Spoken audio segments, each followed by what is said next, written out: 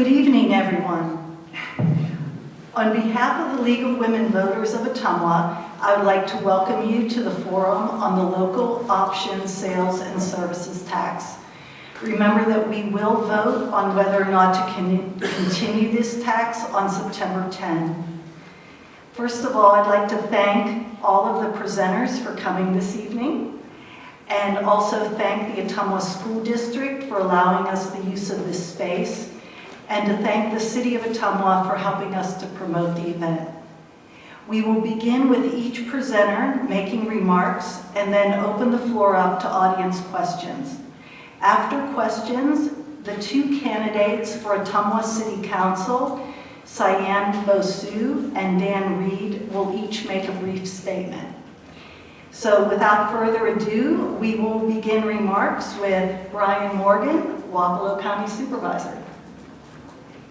Thank you. Thank you to the League. Thanks everyone for showing up tonight. How many people live in rural Wapello County that's here tonight? For now anyway, Gene. Yeah.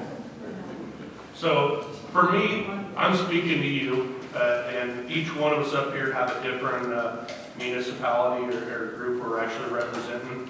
I, as you said, represent Wapello County and the rural areas of Wapello County. So to start off, we decided not to change anything in our sales tax. It was created this way, I believe, in 2008. I'm sure there's someone here that probably correct me, but I believe it was put forth in about 2008. And it's really worked really well for the county and able to get a lot of projects done. So 50% of our local option tax dollars go to bridges and culverts. 25% goes to rural property tax relief, and the other 25% goes to a mix of economic development and capital improvement projects. On average, just shy of $900,000 a year goes into the fund that helps fund bridges and culverts to be maintained and updated throughout Wapello County. One thing that I think everyone that's a part of this is about the proudest of is there's things like the federal bridge swap program and other programs with it that we can apply grant-wise for bridges, say, over 20 feet in length. So then that becomes an 80-20 match and able to use property tax dollars on those matches. So let's just imagine you have a bridge out there that's $1 million to replace or rebuild, and it's 25, 30 feet long. To be able to use those bridge swap dollars, we're maximizing the use of those property tax dollars by that bridge only costing $200,000, again, to be able to be used out of that fund. I originally had told them that I probably only need 3 or 4 minutes to go through this, but I was at a conference yesterday and today, so I had about 3 hours, 4 hours alone in a hotel room last night, so you guys are going to get the full effect of this. So just kind of some facts. In Iowa, there's 4,567 deficient bridges statewide, bridges that's been labeled poor by the DOT. In Wapello County, there's 190 bridges. There's 36 of those bridges rated as poor. Now, every year that number fluctuates up or down with that.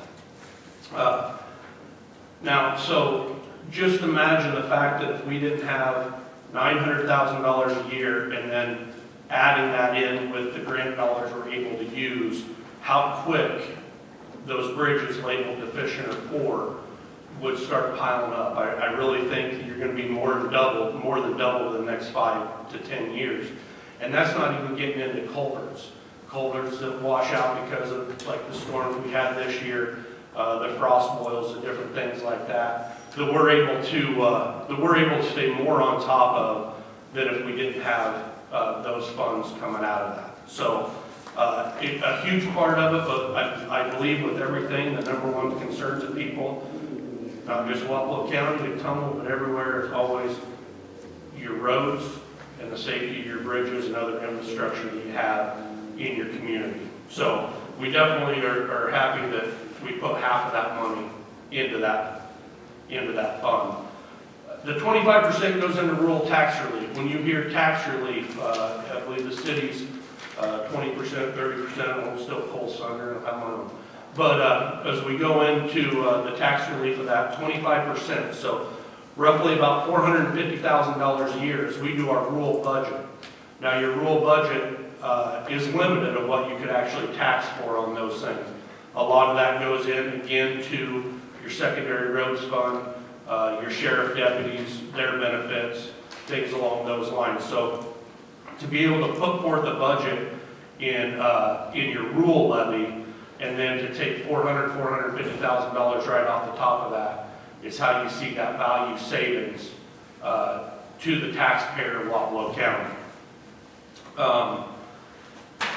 The levy for the rural tax is capped at $3.95, and we won't get into House File 718 or any of that fun stuff with it, but right now Wapello County's rural tax levy sits at $2.95.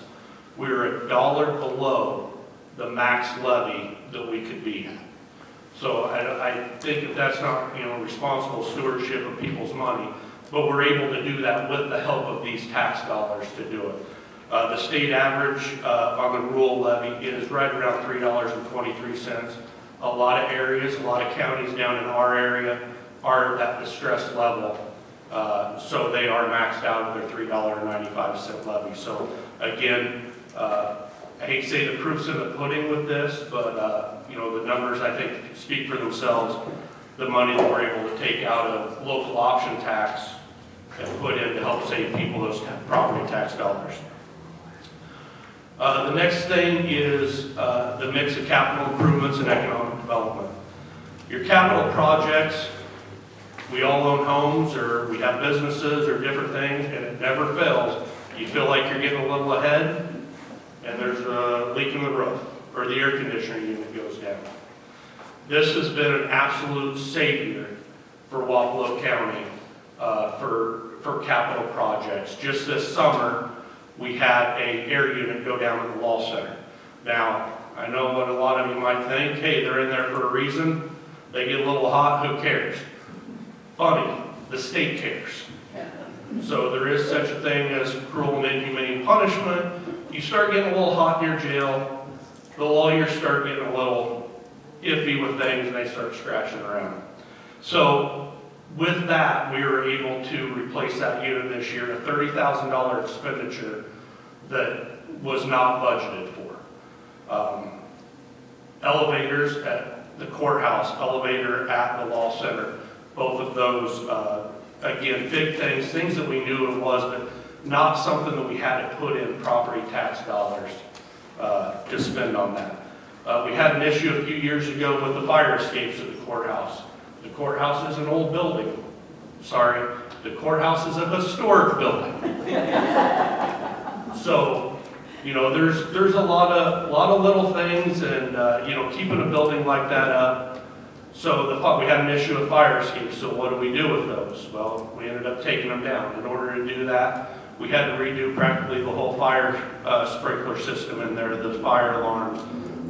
Make sure the doors were adequate for fire safety, items like that. And again, we were able to use that money out of local option sales tax, so the property taxpayer of Wapello County didn't see that on their tax bill by raising a levy, or I happen to cut a valuable service that we are already hanging on to by a hair right now.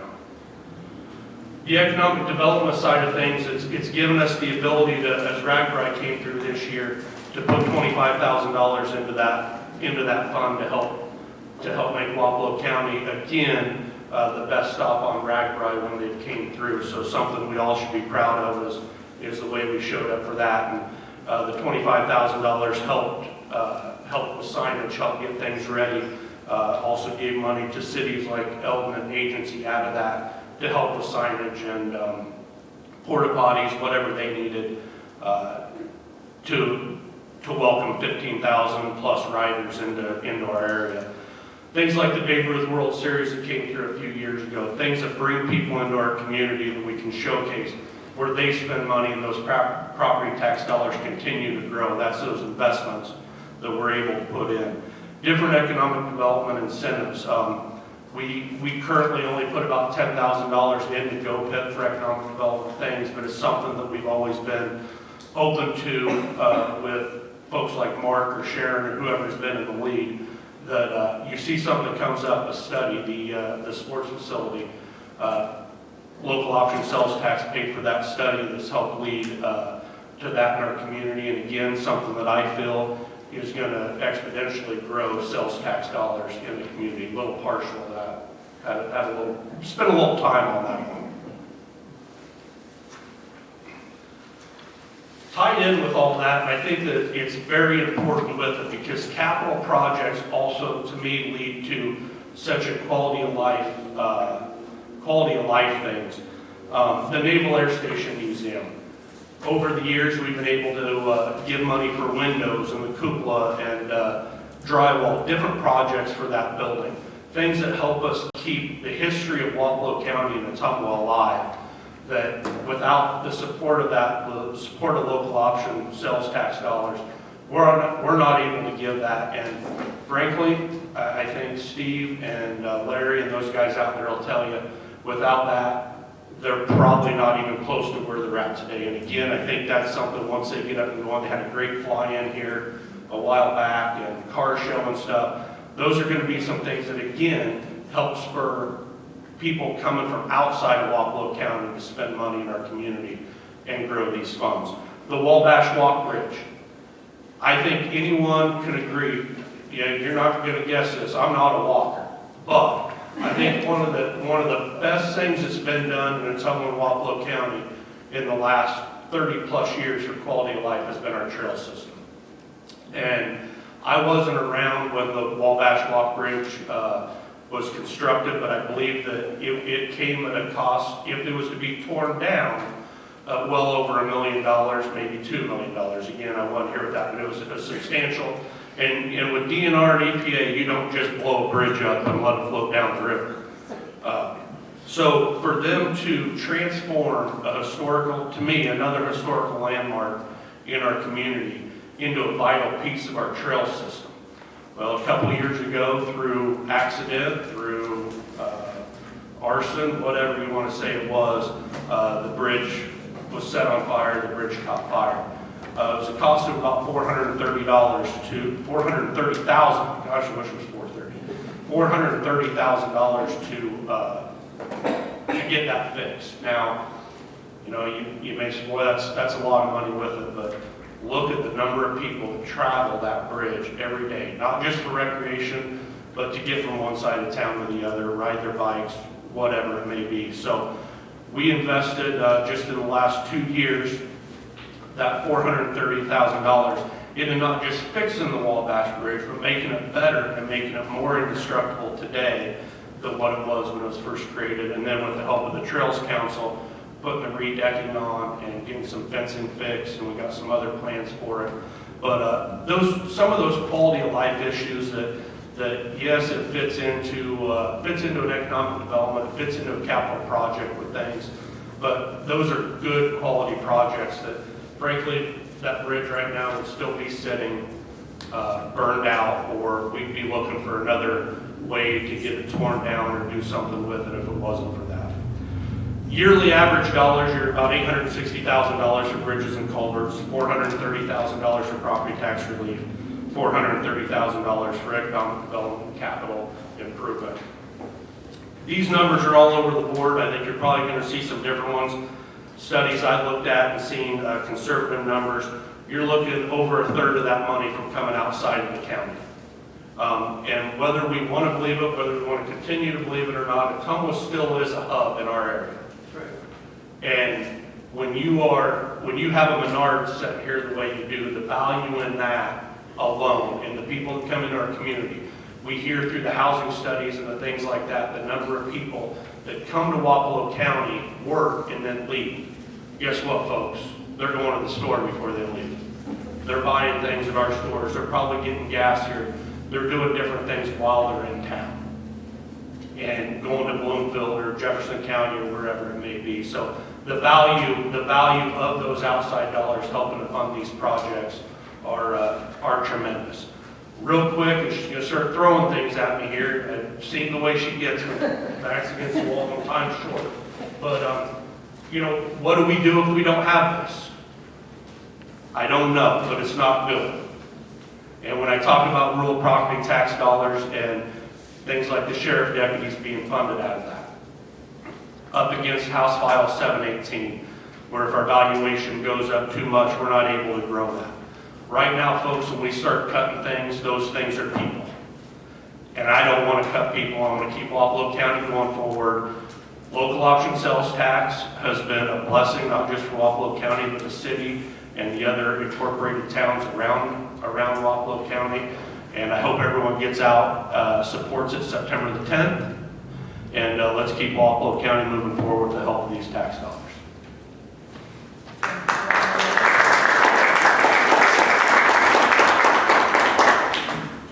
Okay, we're now going to hear from Cole O'Donnell, Director of Finance, City of Ottumwa.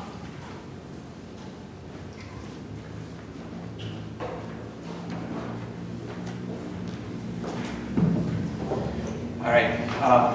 Hopefully the microphone is only here so that he can get it on the recording, because I usually talk loud enough. I come from a very large family, and when we get together, they usually can hear us halfway across town. So I'm representing the city tonight. I am the finance director for the city of Ottumwa, but I have had the bulk of my experience has been in Iowa. In fact, I started my career about the time the local option sales tax was authorized by the state legislature.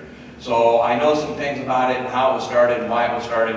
And I do want to say one thing real quick off of Brian's presentation, is that the way that the sales tax is distributed, it's not just all the dollars that are generated in Ottumwa go to Ottumwa.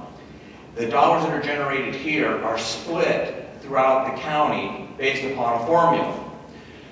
If it not for that formula, the unincorporated areas would not get very much sales tax, because there's not a lot of businesses that are in the county to collect that tax.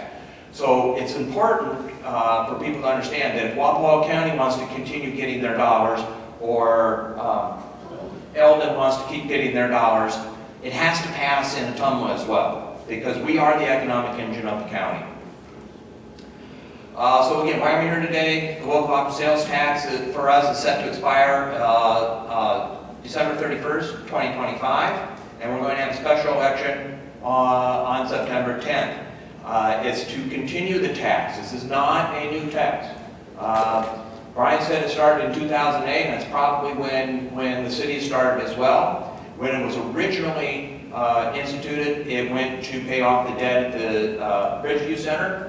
And then in 2016, that is when it was renewed for another 10 years, with the current allocation of 10% going to property tax relief and 90% going to street and sewer projects. What we would like to do is change that allocation to 30% to property tax relief and 70% to streets and sewers. And I'll get into that a little bit further in the presentation.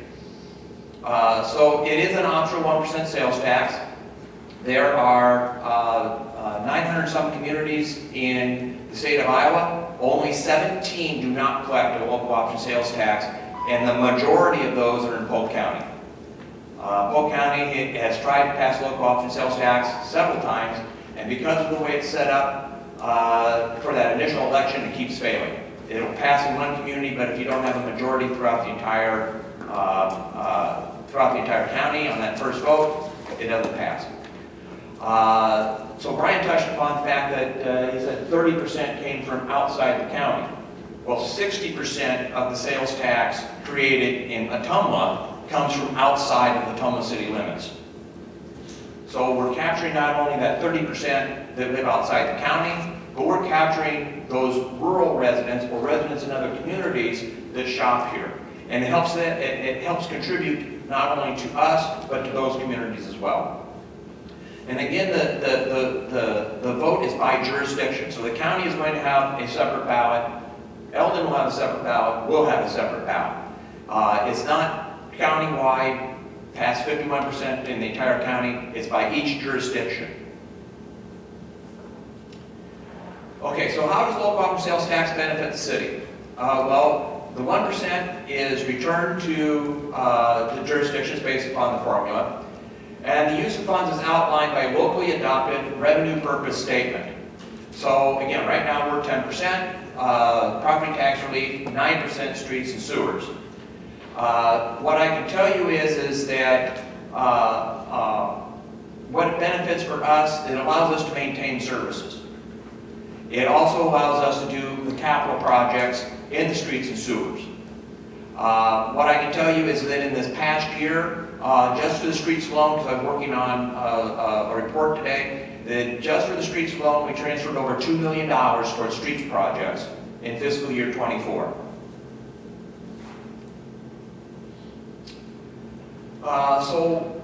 Why is the additional amount needed in the general fund? Well, Brian had mentioned House File 718.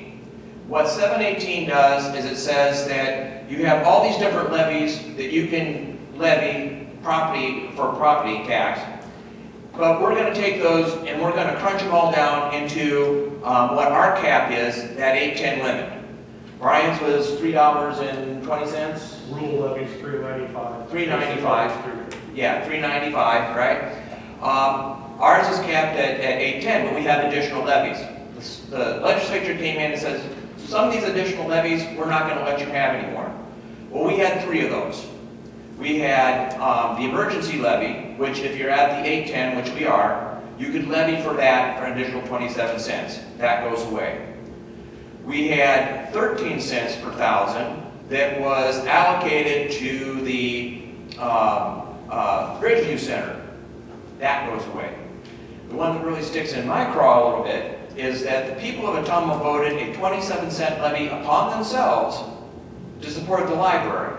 And the legislature says, we're going to get rid of that. So we're losing then 67 cents? Yeah, 67.5 cents of our levy. So we have to get that down to an 810 limit by 2026, or 2028. 29. Yeah, 29. So what you'll see is the consolidated levy, how we have to contract it, with the green and the blue being those levies that we used to be able to levy for, being squeezed down. And then you'll see that our blue lines on the tax levy trend, that would be what it would be if we didn't have to contract. We are trying to keep that at that same level right there by managing our debt and managing our other levies. The state says, nope, you're going to be at that 810. So the question is for the city, because it's easy for the county to show you how it keeps the property tax down for the rural levy. It's not the same case with the city. It is not a direct reduction of your property tax asking or levy rate. I'll be honest with you, it's just not that. It doesn't work that way anymore since they instituted it. But the additional that we're asking for is being used to replace the levies eliminated by the state. And it does provide necessary revenues to maintain our services. Just so you know, that we're not the only city that uses it for property tax relief and can still use more, and it doesn't actually lower your property tax.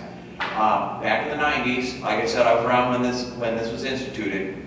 Governor Branstad, in his first set of terms, was asked how local governments were going to meet expenditures given the other constraints the state had placed on property tax growth. His response was, that's why we gave them the local option sales tax. So even by the governor's standard, it was not necessary that you were going to lower somebody's property tax. It was going to make up for the fact that the state was constraining our revenues. But there is the ability for us to not have to raise property taxes when we want to do projects for streets and sewers. We can use the local option sales tax to pay the bonds that would otherwise go on property tax. So what is in the general fund? Well, the general fund includes a lot of services. Police, dispatch, animal control, fire and emergency management, levy maintenance. In public works is parking enforcement, engineering, refuse collection. In health and social services, it is building and code enforcement, health department, and the many cleanups that we have been and are doing in our city. In agricultural and recreation, it's the municipal band, it's parks, it's the cemetery. Well, no, cemetery's in another fund, I'm sorry. I had cemetery in all my other, in the general fund and other places, but it's another fund. But it's municipal parks and band. It's our administration. It's all of those things necessary in order to run the city and to provide services. And all that's going to be rolled into that 810, and we're going to have to make up some of that money to be given to the library so they can continue to operate and to help the Bridgeview Center operate. But how are the funds allocated in the general fund? So you ought to know where the money's going, right? So what you'll see here is that the vast majority of the money that goes into the general fund is being spent on personnel. Over 68% of the general fund. And that's just for the operating, and that's part of the operational, not the total budget. Because under the total budget, we also have capital expenditures or one-time expenditures, and we have transfers out. And those transfers out are mainly those monies to support the Bridgeview Center and the library. And that amount is going to have to increase in order to maintain their services. So how does the new split affect projects? Because we've heard, oh, it's going to slow down the streets repair. It's going to slow down the sewer repairs. And that's not necessarily the case. These projects, the projects can be financed in different ways. You can issue debt and then use the local option sales tax to pay the bonds. At last night's, or at Tuesday night's meeting, the City Council initiated the steps to borrow $16 million for the sewer separation project. The local option sales tax is going to pay the money back. If we manage the monies correctly, we can do this with streets as well. So it does not necessarily mean that projects are going to be delayed or slowed down. We just have to plan for it, prepare for it, and manage our money correctly. So this is the sample ballot that you'll see for Ottumwa residents when you walk in. Shall the following measure be adopted, yes or no? And then it's the measure. A local sales and service tax shall be imposed in the city of Ottumwa, Iowa at the rate of 1% to be effective January 1, 2026 until December 31st, 2035. Revenues from the sales and service tax will be allocated as follows. 30% for property tax relief, 70% for streets and or sewer improvements. Now one of the questions out there is, if the current tax does not expire until December 31st of 2025, why are we asking residents to approve it now? To give us time that in case something doesn't pass, that we can come up with either another solution or figure out why it didn't pass and address that so that we can continue the sales tax in some fashion. Because there are too many people, too many services, too many communities that depend upon it. So we're being diligent. So what does the yes vote mean? Unless there's a change in the law, because the legislature has talked about some things, but I won't go into that, LOSST continues for another 10 years. The sales tax remains the same, 7% for purchases in the jurisdiction, and it's not a new fee. And it applies, that 1% applies to everything that the state already taxes with their 5%, and the school taxes with their 1% that is statewide. The city will continue to receive revenue, which we currently estimate at $4.5 million. The split would change, so 30% would go to property tax relief and 70% to streets and sewers. This would bring in an additional, or would bring in $900,000 to help cover the eliminated levies. So that's the additional that would go to the general fund. If the loss passes, expenditure reductions within the general fund will still be needed. Our expenses are outpacing our revenues.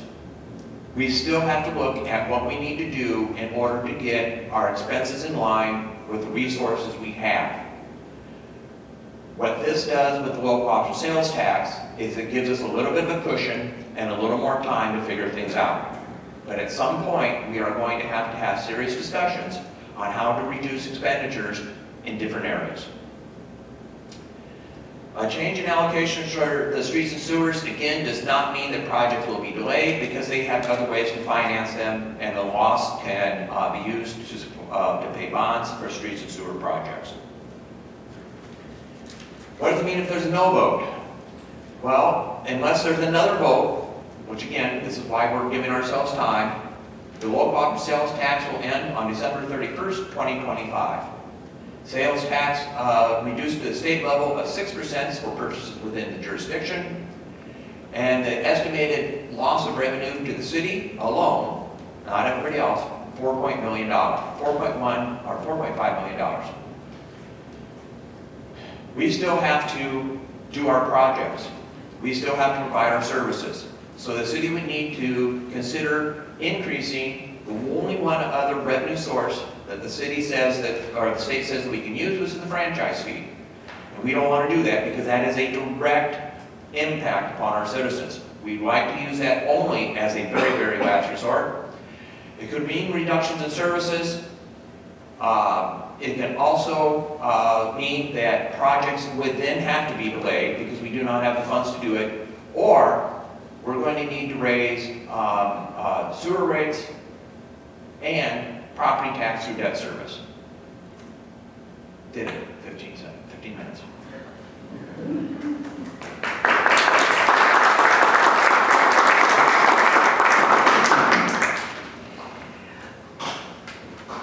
We will now hear from Stacy Bourret, Eldon City Council.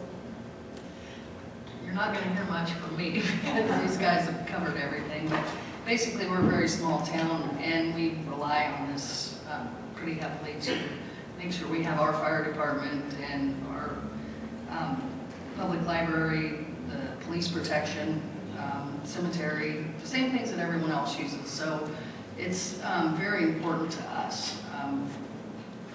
And I just found out I was coming to do this 2 days ago. So, but really, they touched on everything I think we could say. If you have any questions, I'd be happy to answer them. But that's all I got. You know, and this isn't a direct toward Eldon, but you know, so many of the little incorporated towns that do get part of the formula that Cole talked about. Here a few years ago, the city of Blakesburg was, by all intents and purposes, broke. You know, they were really struggling with things. Their streets, disrepair, what were they going to do? They ended up getting signatures around the town and reallocated, revoted on their local option sales tax at that time. No sunset on it, and all that money then went into property tax relief, which then funded all the road projects. It helped get it, because otherwise right now, and Jason Leffler was mayor at that time, and if you have questions, I'm sure he'd be happy to answer them, but he was very, very major in getting that done. Right now, the city streets in Blakesburg, most of it would probably be gravel if it wasn't for the local option tax. And you know, towns like Eldon with the Gothic House and, you know, some of the other businesses there and things like that, you know, do bring a lot in, thousands of visitors a year into that area. So just a little bit of a similar town in Wapello County and how much that local option tax really means to these little areas. It may only be $12,000, $15,000, whatever, you know, that is. But, you know, I think the city of Chillicothe, with Tim not being here, I think they maybe use theirs to keep their street lights on. So a lot of value in it in a lot of different areas. So.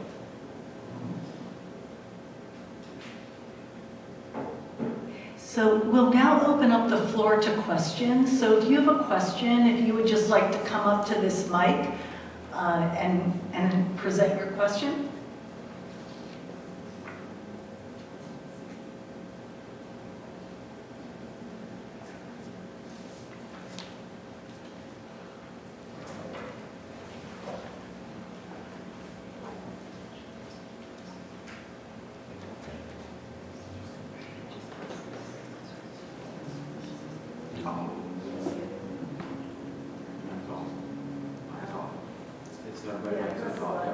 There you go.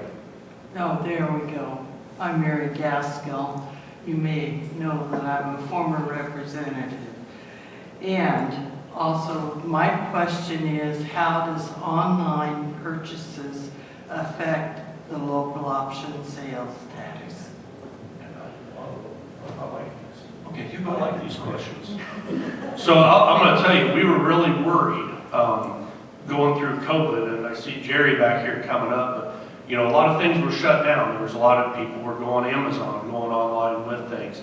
And the legislature passed, may have been in 2019 around that time, that online purchases would be taxed. So Cole can definitely add to this, but we do, the online purchases does help in that formula for that. So we didn't see the reduction in the local option tax in 2020, after 2020, like we were really fearful. In fact, and again, Jerry can double check, I didn't pull those numbers, but I think it actually went up instead of going down. So the reason why the legislature passed that law was that there was a court case that ruled that these online companies had to collect the sales tax for the jurisdiction where the delivery was being made, just like local option sales tax is. And yes, you did see a spike up in the collections for local option sales tax. Good question. Thank you.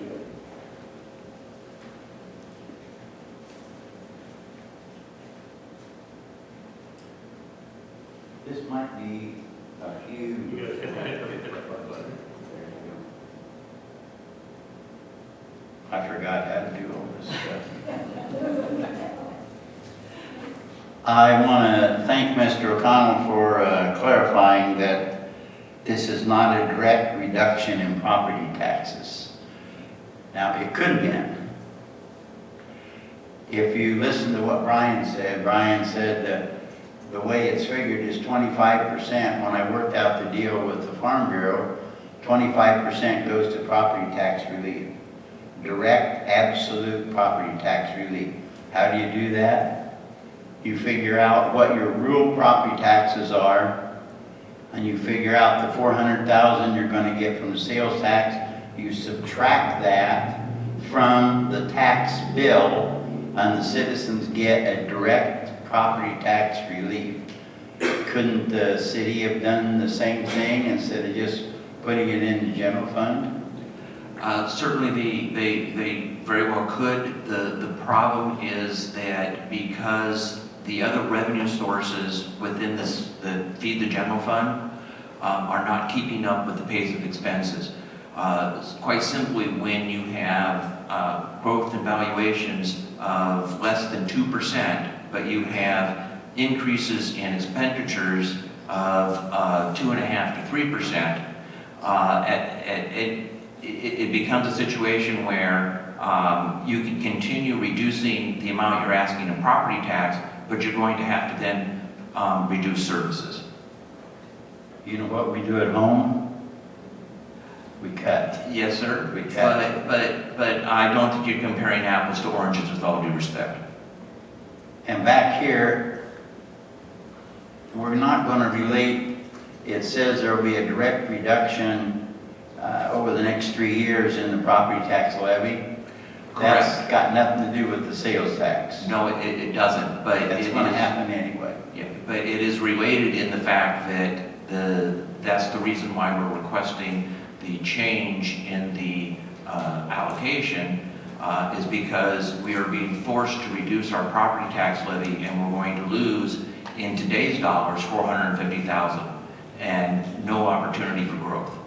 But if you don't get a positive vote on the sales tax, if it fails, that does not mean that you're going to increase property taxes. It does not. Okay. Thanks.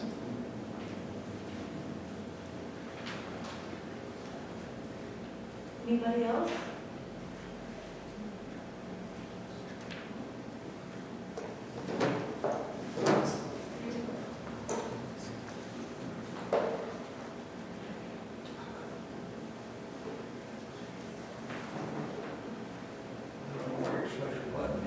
It's already on. Okay, thank you. Keith Cavanis, I'm a member of the Tumwa City Council. And I would ask Mr. O'Donnell, I'm not trying to corner you, I'm just asking a question. I ran on the proposition of fixing streets in Tumwa. I've not gotten very much cooperation from the council or the city in accomplishing that. And so I would just ask you this, if you believe that the streets are in pretty good condition, that would be the only real justification for reducing the monies from the LOSST tax. And I don't believe that's the case. Would you agree? That's a loaded question, sir, because the condition of the streets is not, they're not perfect. But I can tell you that in the vast majority of cities across the state of Iowa, they're facing the same struggle. But I want to say this, is that we are currently developing a capital improvement plan whereby we can plan out street repairs, because before I got here, there has not been that capital improvement plan, and street repair has been haphazard. What I hope to do with the capital improvement plan is to set forth that streets each year, certain number of miles of street or certain number of blocks of streets, certain amounts of streets will be repaired in one way or another, whether it's a seal coat, a mill and overlay, or a full reconstruction. Well, I would like to reiterate your comment, the streets are not perfect. They're a long ways from perfect. And the citizens of this community feel like they deserve better street service. And we can't compare ourselves to somebody else's streets. All we can compare ourselves to is our streets. So I was one member of the council that did not vote to change this to a 70-90 program, or, yeah, 70-30 program. I did not vote in favor of it, so I'm still not in favor of it.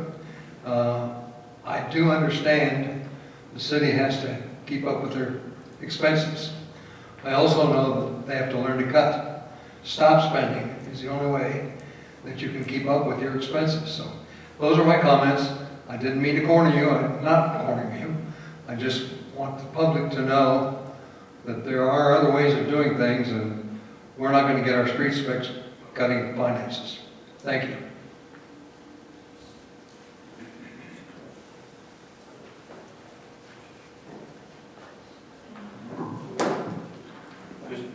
Is there another question? Can I? Any other question? Or Can I just a comment regarding the cities, where the city's at with it, and maybe kind of how we got there today. I was on city council when we instituted the 90-10. At that time, one of the biggest issues in the city of Ottumwa was the sewer rates skyrocketing. I mean, you want to talk, and it's still on your bill. You can look at it and see. The sewer rates were far outpacing any water usage, anything like that. And it was really starting to devastate the common blue-collar working person around town. And that's why we did the 90%. One of the things I say I'm proud of is we haven't seen those sewer rates go up in that time. Also, so many years ago, the consent decree was signed, the sewer separation would continue. I don't know the years on that, it's 10 years left, whatever it is with that. So that is definite things that has to be done. Legally binding with that, I think that's important with it. I do not disagree with Councilman Cavanis as well on that, but in saying that, I think that 70% is going to be absolutely vital to continuing the sewer projects and updating the streets. And one thing, just for point of education, we did have a capital improvement project. We funded for it every 2 to 3 years. The problem became that a lot of other fingers got in the pie with that. So I would love to see that go back to a capital improvement project that just focuses on the streets. I'll echo every bit of that. I think first and foremost, we got to get the local option tax to help complete the sewer repairs that we signed the consent decree on, and help moving the streets forward whatever little bit we can.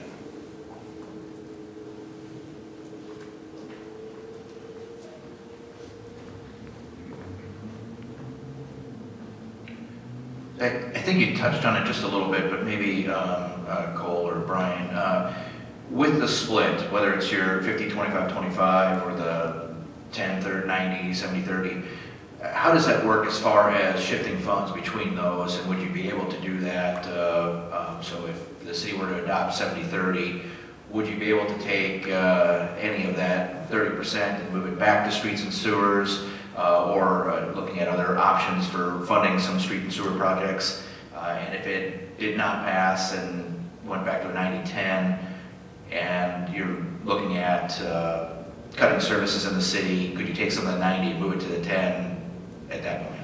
So because the 10% property tax relief goes into the general fund, and the general fund has a little more leeway on how things can be spent and moved between the different funds. So if we did not need all of the 30%, should the ballot pass, then we could always shift some of that back to a street or sewer project until it's needed back in the general fund. If we're at the, but it does not work the opposite way. So if it doesn't pass and we stay at the 90-10, we cannot take any of the 90% to help support the general fund, because that is specific to streets and sewer projects. The amount of property tax relief, we have a little bit more flexibility in that we can move it into those projects, but we cannot do it the other way. And I think we're at a time of social media and misinformation, and why are you fixing this Wabash Bridge when the streets are falling apart, or why are you doing this? Money is earmarked the way that it has to be earmarked in accounts like these, and that's the great thing. And Cole touched on maybe the state doing some things next year. Me personally, I hope if they do their changes, that still would be passed by ordinance that every city or county has to state what this money is going for and be held to that standard, because otherwise you're going to see a lot of sales tax dollars going to general funds, and none of this stuff's getting done. So I think it's just making sure that the dollars are accounted for with it. But this is an opportunity for citizens to see in black and white where $4.5 million is going, or where $1.6 million is going, and that's where that money has to be spent. And those auditors, they're not into jokes and fun like we are.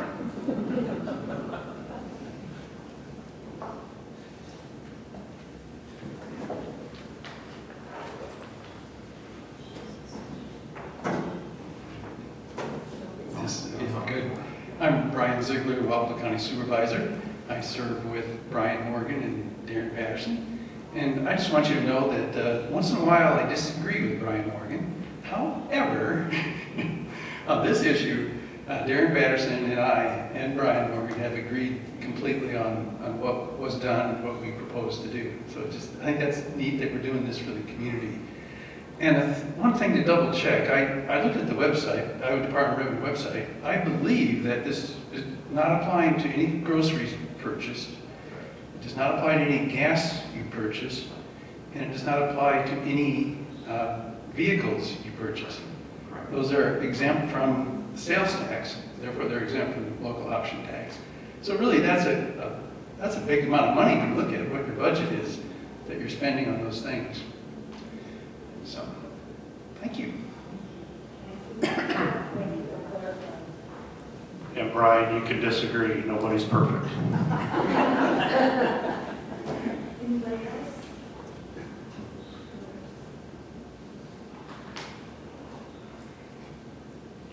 Going once, going twice?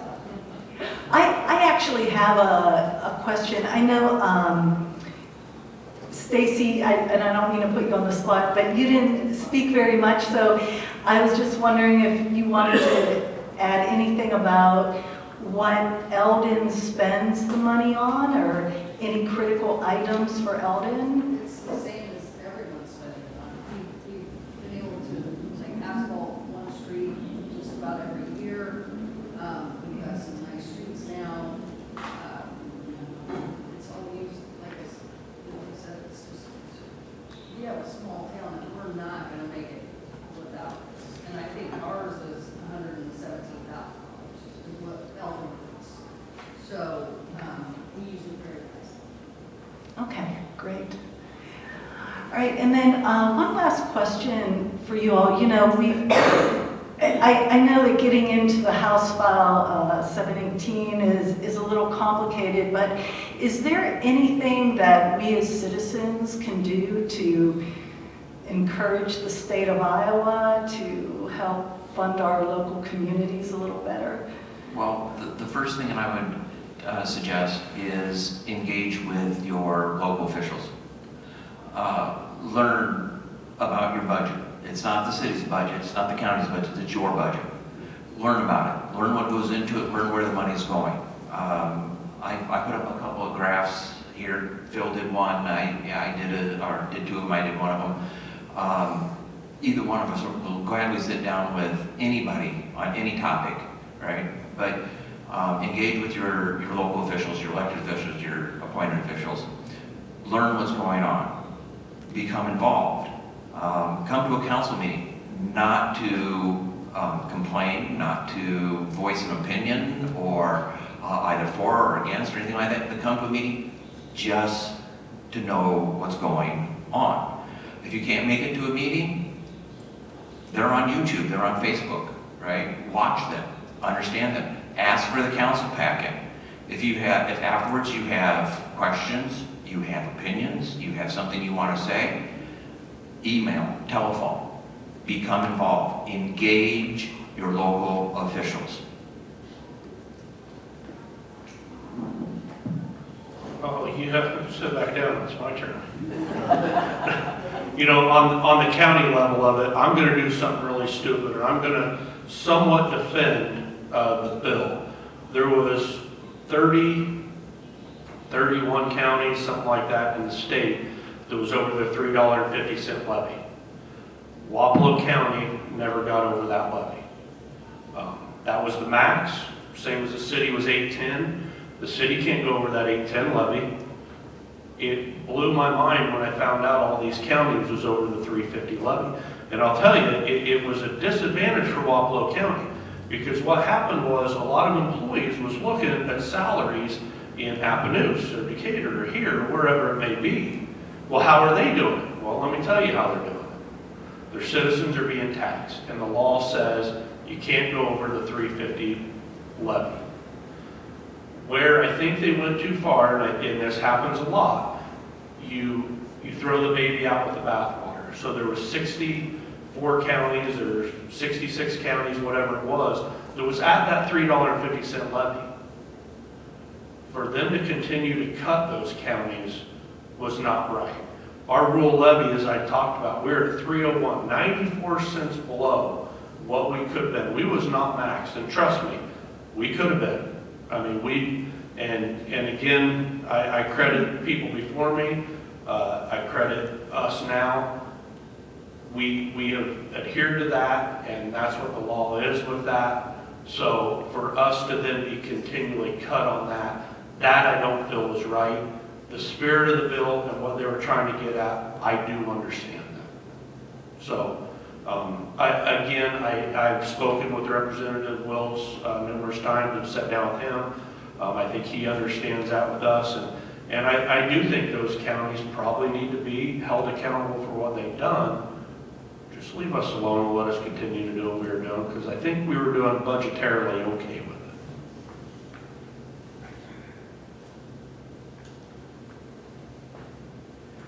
All right, so if there's no more questions, we are going to have some brief statements by our two candidates running for city council, Cyan Mosu and Dan Reed.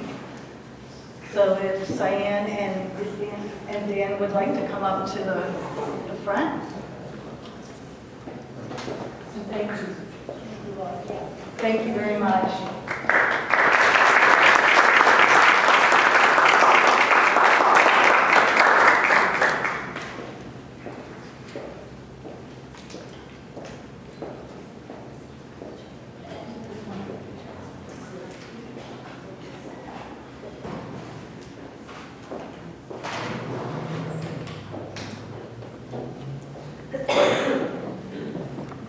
Candace Chipley will get 5 minutes and I'll let you know. Okay, we're just going to go alphabetical, so we'll have Cyan Mosu go first. Am I on? No, press the button, there you go. Now I'm on. Okay. Thank you everyone for being here tonight. And for those who are going to listen later, it takes a lot to become an educated voter. So truly thank you for your time and the effort that you're putting in to your vote. As she said, I'm Cyan Bosu. I am currently sitting on the City Council. I was appointed in January of this year to fulfill a seat that someone had resigned from. Just a little bit about myself. I was born and raised here in Ottumwa, Iowa. I'm raising my small family in Ottumwa, Iowa as well. When I was 18 years old, I bought into a nail salon business here in town. I'm a co-owner of that, and so I have a vested interest in our economy here.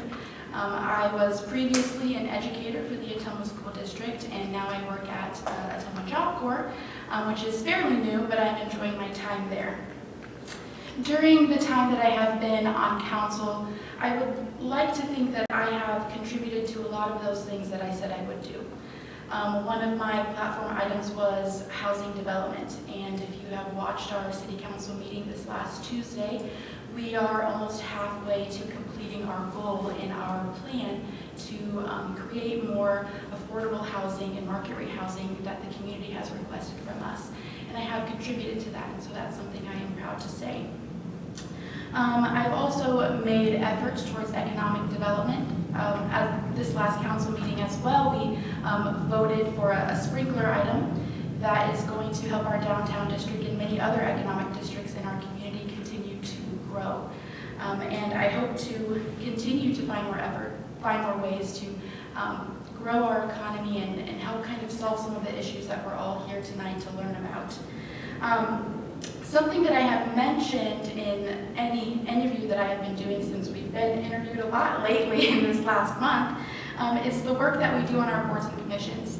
You know, we have a lot of decisions that we make on our city council agendas and our board of health agendas and our solid waste agendas, but a lot of the work that we do on council is the nitty-gritty stuff in our boards and commissions. And I actually see a few of our board and commission members in our audience today, so thank you for being here and continuing to put effort into our city.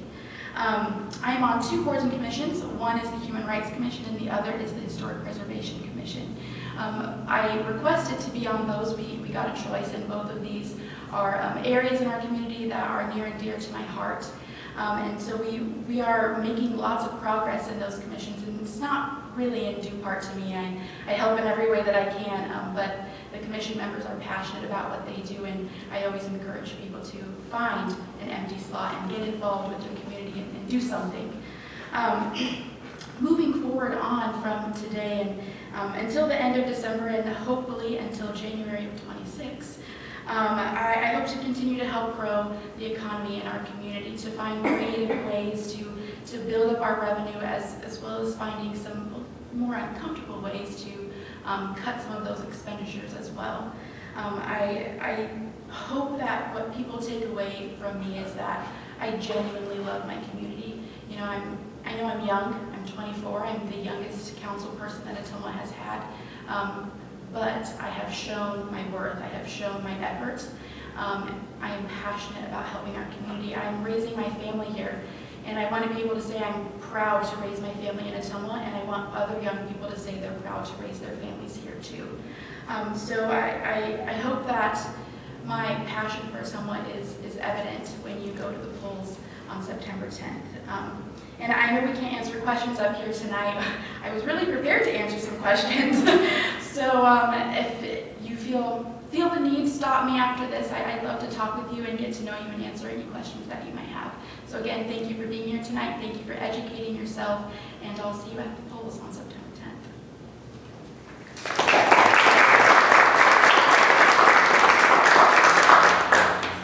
Okay, Dan Reed. Thank you, Cyan. I think she has amazing poise and presence for her age. I don't think at 24 I would have had that. Some things that, three things that I want to focus on, and I realize I'm coming into this green. Never served on the council, of course, so I have a lot of things to learn. There's a lot of things I'm not versed in.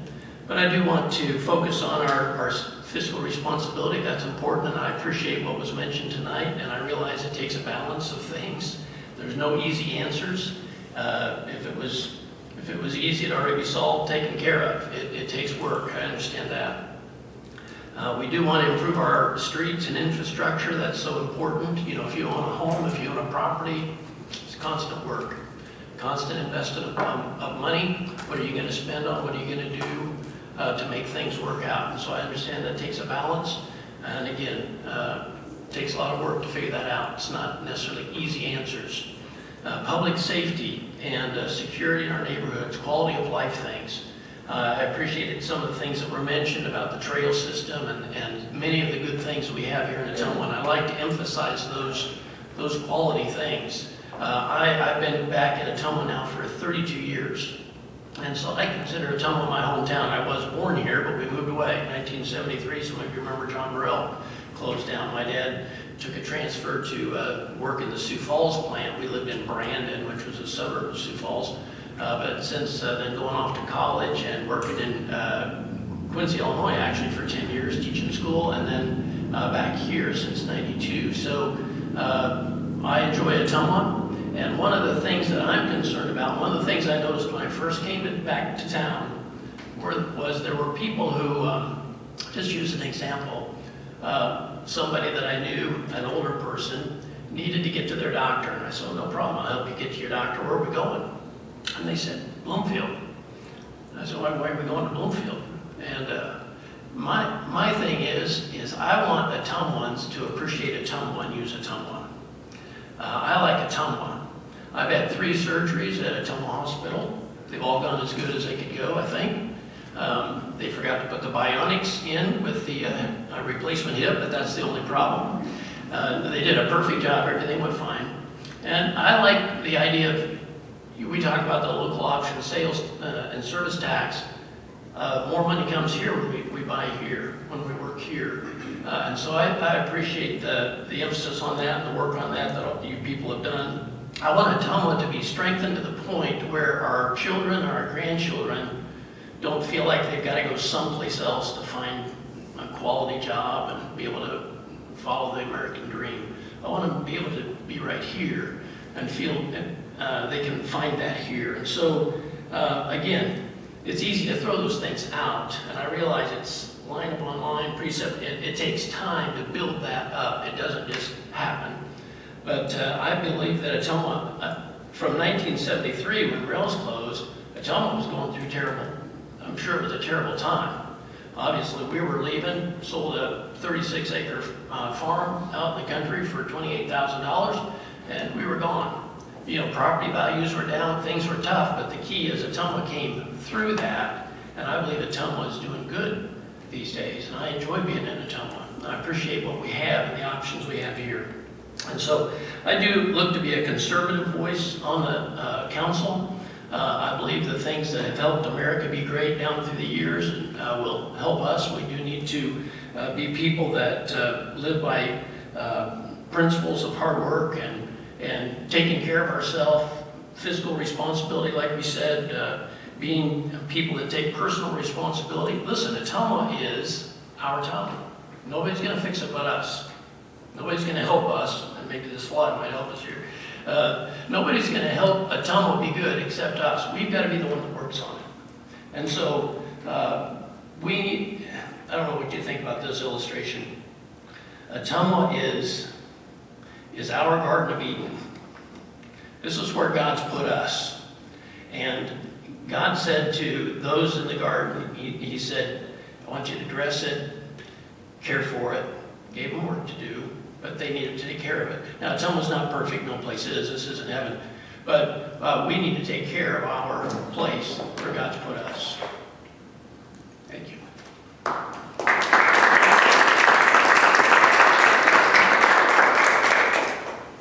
Okay, thank you to both of our city council candidates, and okay, I'm sure you'll stick around if anybody has questions for you. And so we'll close for this evening. I want to thank you all for coming, and please remember to vote on September 10th. I do have word that early voting will start as soon as they receive the ballots, so I don't know if we have a date for that. No date yet? Okay. And then also remember, if you're going to request a ballot be mailed to you, you only have until August 26th, so that's only four more days to request absentee ballot. And also remember that those ballots have to make it back to the auditor's office by September 10. So they say 8 p.m., but let's be real, it's probably 5. Okay, so just FYI, hope to see you all at the polls on September 10th. Thank you very much.